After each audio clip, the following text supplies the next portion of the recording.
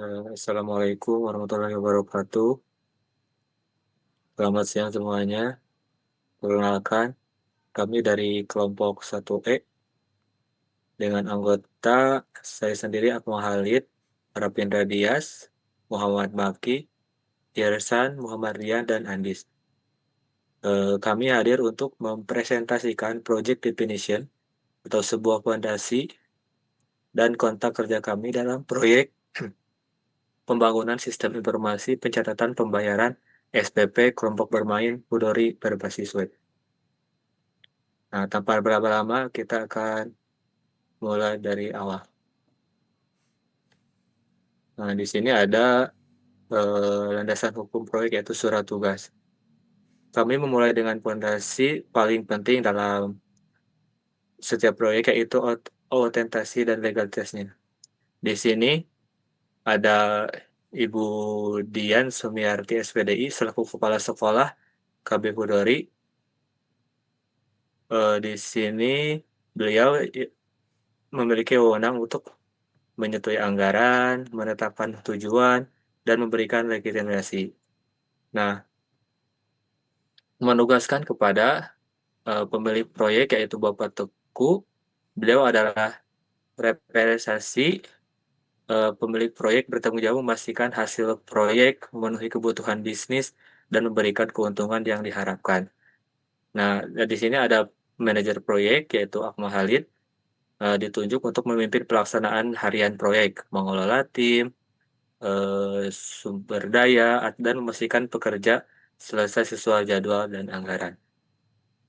Nah, di sini judulnya itu Proyek Pembangunan Sistem Informasi Pencatatan Pembayaran SPP Kelompok Bermain Hudori berbasis web.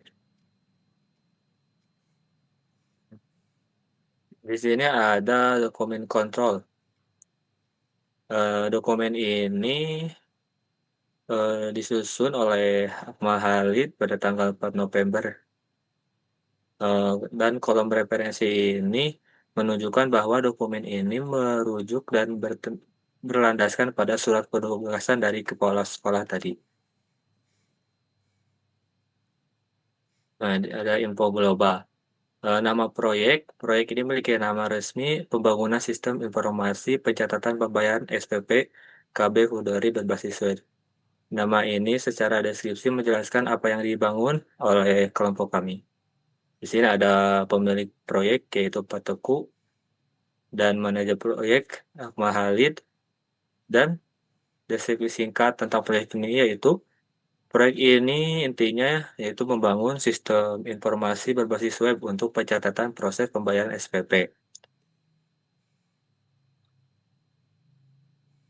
Selanjutnya akan dijelaskan oleh Irsan Umayyi.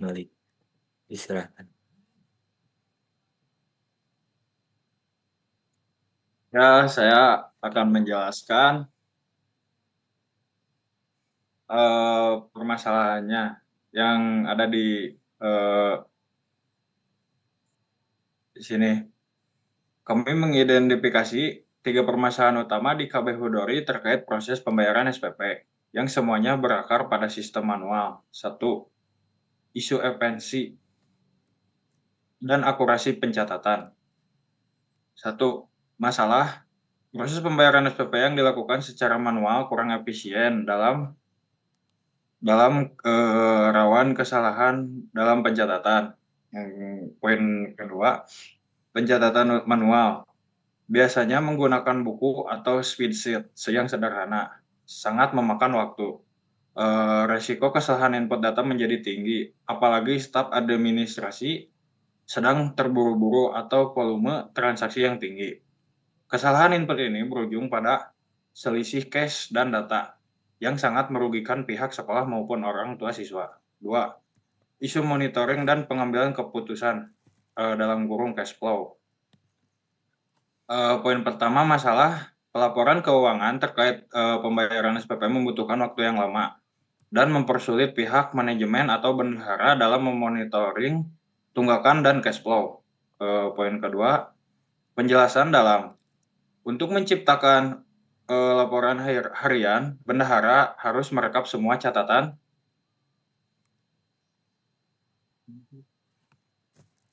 catatan manual satu persatu.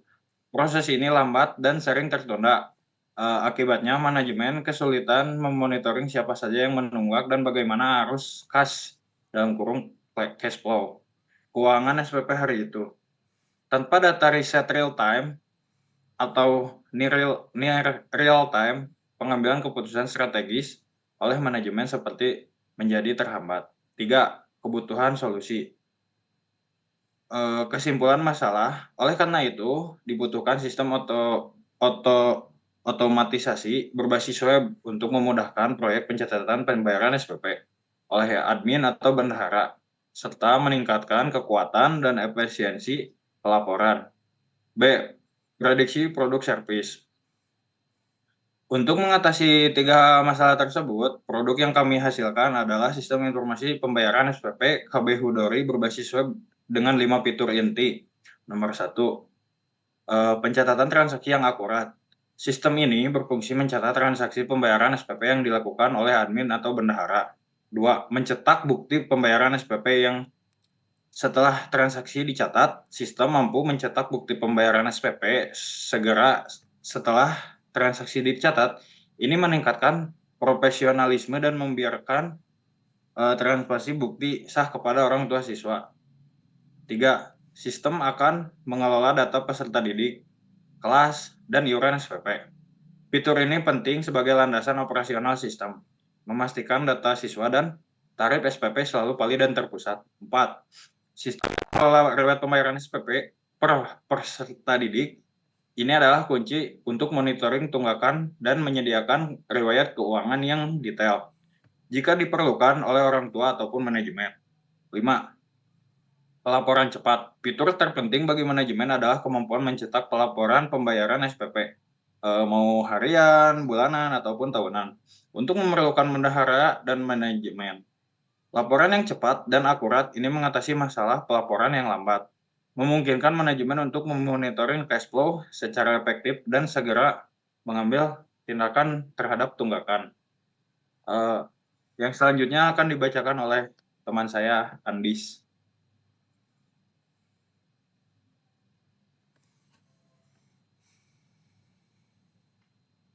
Oke, saya akan menjelaskan faktor penentu keberhasilan.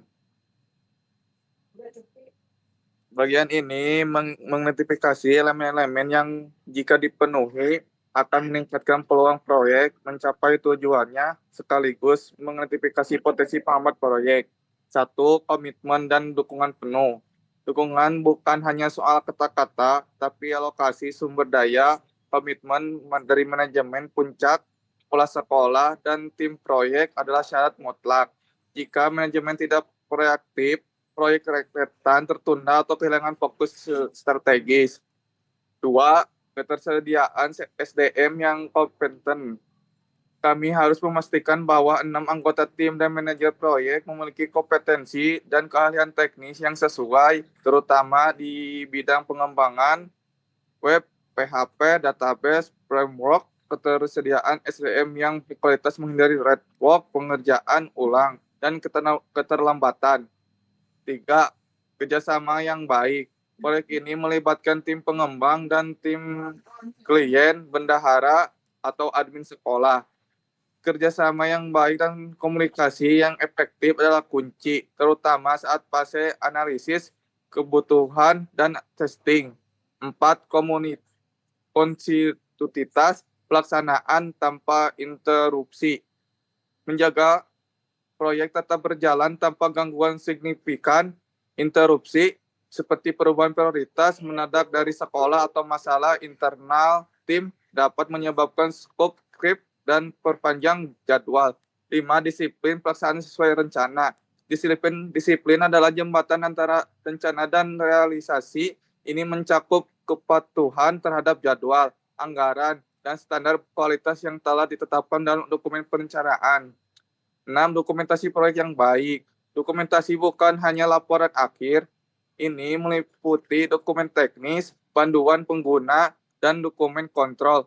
Dokumentasi yang lengkap memastikan sistem mudah diwariskan, dikelola, dirawat, maintenance, dan diperbarui di masa depan.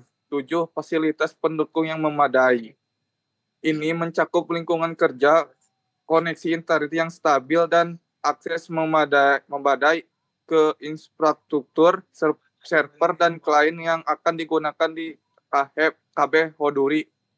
B. Keuntungan yang diharapkan. Proyek ini tidak hanya menyelesaikan masalah, tetapi juga harus memberikan nilai tambah yang terukur bagi kedua stakeholder utama, KB Hudori dan orang tua siswa.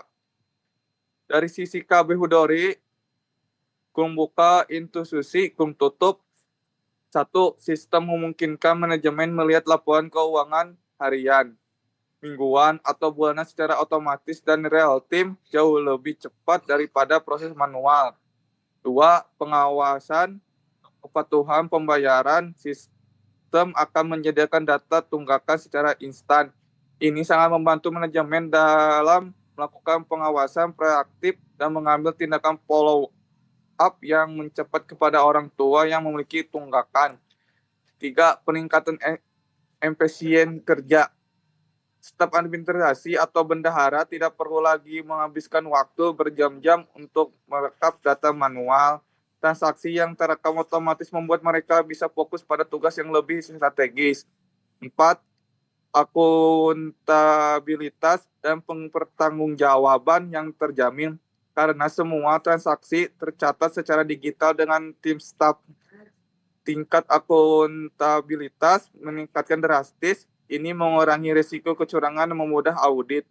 Dari sisi orang tua siswa, kum buka, pengguna, kum tutup. 1. Akses informasi pembayaran yang jelas. Orang tua dapat menerima informasi pembayaran yang rapi dan struktur dari sekolah. 2. Transparansi riwayat pembayaran. Riwayat pembayaran SPP dapat dengan mudah ditunjukkan kembali. Ini membangun kepercayaan antara sekolah dan orang tua. 3. Bukti pembayaran otomatis. Orang tua langsung menerima bukti pembayaran yang terekam dalam sistem, menghilangkan masalah kehilangan kwitansi fisik dan menjamin keabsahan transaksi. Sekian dari saya.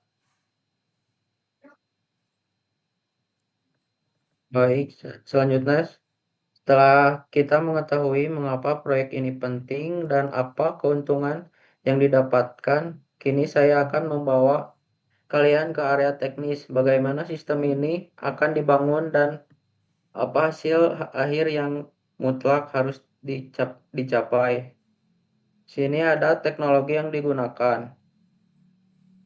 Dalam membangun sistem informasi pembayaran SPP KB Hudori, kami telah menetapkan teknologi stack yang kokoh, umum, dan efisiensi. Di sini ada teknologi yang digunakan untuk membangun sistem informasi ini secara garis besar, ialah 1. Komputer server. Komputer server dengan spesifikasi terbaru. Yang kedua ada sistem operasi server, seperti Linux, Ubuntu Server, CentOS, atau MS Windows, Microsoft Windows Server, web server. Dari poin ini kami memerlukan komputer server dengan spesifikasi terbaru. Server ini akan menjalankan sistem Microsoft Windows Server. Di sini pemilihan antara Linux atau Windows Server akan bergantung pada budget dan kebutuhan spesifik. Namun keduanya mendukung web server. APS yang kami pilih adalah web server yang sangat populer, open source, dan stabil untuk menjalankan aplikasi web berbasis PHP. Yang ketiga ada database MySQL. MySQL dipilih sebagai database utama. Yang keempat ada bahasa pemrograman web PHP dengan framework seperti Laravel atau Code Generator atau Python. Dari poin keempat ini, kami akan menggunakan PHP sebagai bahasa pemrograman web.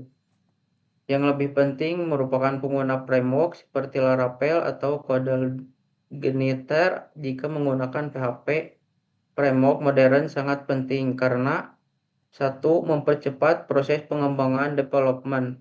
2. Memastikan kode lebih terstruktur dan mudah dirawat maintainable, meningkatkan aspek keamanan sistem secara bawaan. Kelima, sistem operasi klien Windows seperti Windows, macOS, atau Linux untuk mengakses sistem melalui web browser. Sistem ini dirancang untuk dapat diakses dari sistem operasi klien maupun baik Windows, macOS, atau Linux asalkan menggunakan web browser. Ini merupakan kekuatan untuk sistem berbasis web, fleksibilitas, dan independensi platform. Tidak diperlukan instalasi khusus di komputer admin atau bendahara, cukup browser standar.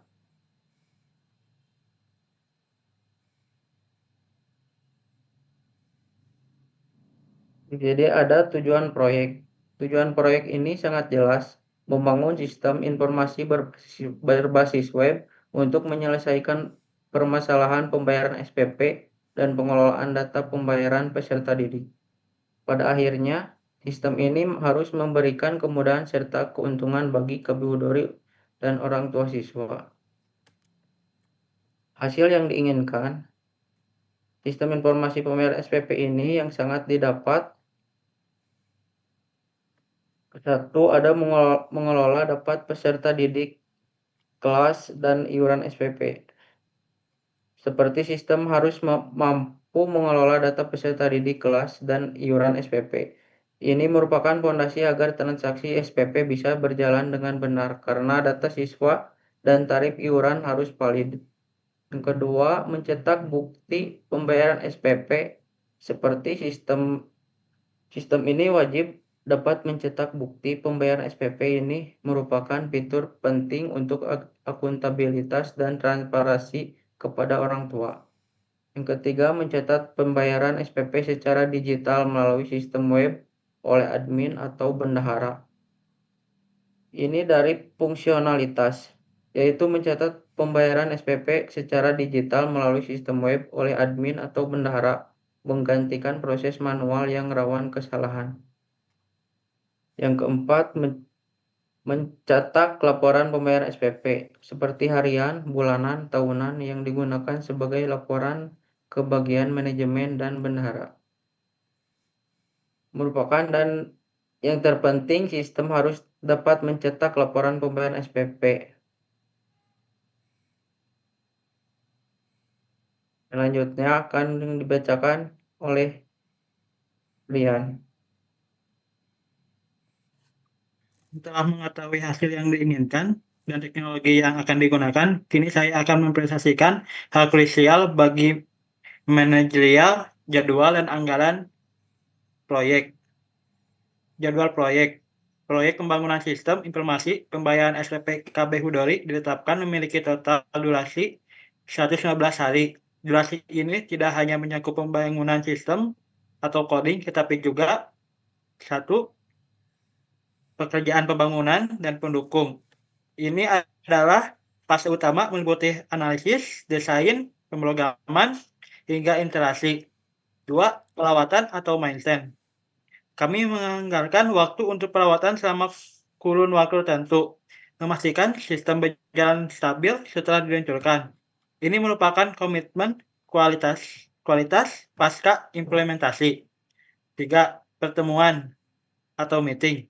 Durasi ini mengakomodasikan semua kebutuhan koordinasi, mulai dari meeting awal atau kick-off, meeting regular, tim proyek, hingga meeting penutup proyek. Estimasi biaya dan sumber daya. Total biaya yang dibutuhkan untuk membangun sistem ini adalah Rp57.900.000. Komposisi sumber daya. 1. SDM. Kami membutuhkan 6 orang anggota tim proyek yang dapat melengkap pekerjaan dan 1 manajer proyek. 2. Materi atau alat. Infrastruktur pendukung proyek. 3. Komponen hardware vital, yaitu komputer server dan komputer klien. Sudah tersedia di KBU Dori. Dan oleh karena itu tidak termasuk dalam anggaran biaya 57,9 juta ini.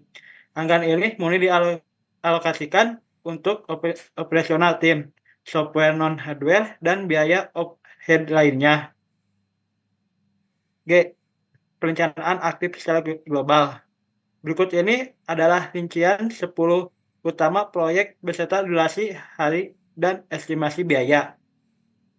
1. Analisis dan desain. Jumlah hari 9 hari, estimasi biaya 3 juta. 2. Desain aplikasi 7 hari, biaya 2 juta. 3. Pemrograman 55 hari, biaya 17 juta. Testing 5 hari, 1,7 juta. Interaksi 2 hari, 1,2 juta. Dokumentasi 70 hari, 5 juta. Training 2 hari, 1 juta. Administrasi 80 hari, 5,3 juta. Pemeliharaan 30 hari, 1 juta. Tambahan kerja, tambah meeting, tambah lain-lainnya 15 hari, 20,9 juta. Jadi hasilnya 115 hari dan 57,9 juta. Dengan rencanaan waktu dan biaya yang transparan ini, proyek memiliki peta jalan yang jelas, namun tetap proyek memiliki besarnya. Selanjutnya, saya akan serahkan kepada Saudara Rapina Dias. Baik, saya di sini akan menjelaskan batasan skop proyek. Batasan mendefinisikan apa yang termasuk dan apa yang tidak termasuk dalam proyek. Fokus utama dalam inti proyek yang pertama. Batasan kami adalah eksklusif pada pengembangan dan implementasi sistem informasi pembayaran SPP berbasis web. Kami menekankan kata eksklusif yang artinya tim kami tidak bertanggung jawab atas pengembangan fitur di luar pembayaran SPP seperti sistem akademik, website profil sekolah yang kompleks, atau sistem penggajian. Fokus tunggal ini menjamin proyek selesai agar tepat waktu. Yang kedua, evaluasi mutu. Penjelasan mendalam, quality control, dan quality assurance tidak menjadi bahasan terpisah yang mendalam. Pengujian dilakukan sebagian besar dari aktivitas pengembangan rutin atau aktivitas testing. Ini adalah batasan agar kami tidak perlu mengalokasikan tim dan durasi terpisah hanya untuk fungsi quality assurance yang dapat menghemat biaya waktu. Yang ketiga, ada manajemen risiko. Pembahasan mendalam mengenai risiko proyek umum ditiadakan. Fokus manajemen risiko hanya dibatasi pada penanganan permintaan perubahan lingkup kerja. Ini menunjukkan bahwa risiko terbesar yang kami antisipasi adalah adanya permintaan penambahan fitur mendadak dari klien, yang akan diatur melalui prosedur manajemen perubahan resmi. Yang keempat, ada komponen biaya atau clarification. Kami memperjelas bahwa total anggaran sekitar 57,9 juta adalah untuk operasional tim proyek, yang terdiri dari biaya kontrak 6 anggota tim dan biaya pendukung non-hardware. Kami sengaja menekankan bahwa biaya ini tidak termasuk gaji manajer proyek, karena manajer proyek dianggap sebagai personal internal dari pihak klien. Lalu, asumsi proyek. Asumsi adalah faktor-faktor yang kami anggap sudah pasti benar saat merencanakan proyek. Jika asumsi ini ternyata salah, maka rencana waktu dan biaya proyek harus dievaluasi ulang. Yang pertama, pengadaan sumber daya non-personil atau procurement. Kami mengasumsikan bahwa semua kebutuhan teknis non-tim seperti lisensi software atau layanan hosting untuk server telah selesai dibeli atau disediakan atau telah beres dan memenuhi spesifikasi teknis yang kami tentukan. Ini penting agar tim pengembang tidak terhambat menunggu infrastruktur. Yang kedua, ketersediaan sumber daya manusia dan kompetensi. Kami berasumsi bahwa 6 orang anggota tim yang dibutuhkan sudah tersedia, dan yang paling penting memiliki kompetensi teknis yang sesuai untuk mengerjakan sistem berbasis web ini. Yang ketiga, status tim. Anggota tim proyek adalah sumber daya manusia profesional yang disewa atas dasar kontrak khusus untuk durasi 115 hari proyek ini. Ini membedakan mereka dari staf internal sekolah. Yang keempat, status manajer proyek. Manajer proyek adalah personel internal. Asumsi ini menjelaskan mengapa gajinya tidak dimasukkan dalam anggaran 57,9 juta tersebut. Dan yang terakhir, organisasi dan penunjukan resmi. Mengasumsikan bahwa struktur organisasi atau peran manajer, pemilik manajer, dan lain-lain, dan penunjukan resmi mereka melalui surat tugas kepala sekolah telah ditetapkan, disosialisasikan, dan dipahami oleh semua pihak yang terlibat sejak awal proyek. Dengan ini, batasan asumsi yang jelas, kami telah menyelesaikan dokumen pendefinisian proyek. Dokumen ini adalah kontrak kami kepada KB Hudori. Selanjutnya saya serahkan kembali kepada Saudara Akmal Khalid untuk menutup presentasi. Terima kasih. Baik, demikianlah pemaparan komprehensif dari 6 anggota tim kami mengenai dokumentasi pendefinisian proyek pembangunan sistem ini. Sebagai penutup, kami ingin menegaskan kembali poin-poin kunci. Yang 1, proyek ini lahir dari kebutuhan mendesak untuk mengatasi invasiasi rawan kesalahan pada proses pembayaran SPP manual. 2, solusi yang ditawarkan adalah sistem berbasis web untuk menjamin akuntabilitas dan meningkatkan efisiensi bagi staf admin. 3, proyek ini memiliki rangka waktu yang ketat, perencanaan biaya yang terperinci, dan batasan yang jelas. Dengan fokus eksklusif pada pengembangan sistem pembayaran SPP. Kami berharap dokumen project definition ini dapat menjadi fondasi yang kuat dan panduan yang efektif untuk fase pelaksanaan proyek berikutnya. Mungkin segitu saja dari kelompok kami. Mohon maaf bila banyak kekurangan dalam penyampaian. Wabillahi taufiq wal hidayah. Wassalamualaikum warahmatullahi wabarakatuh.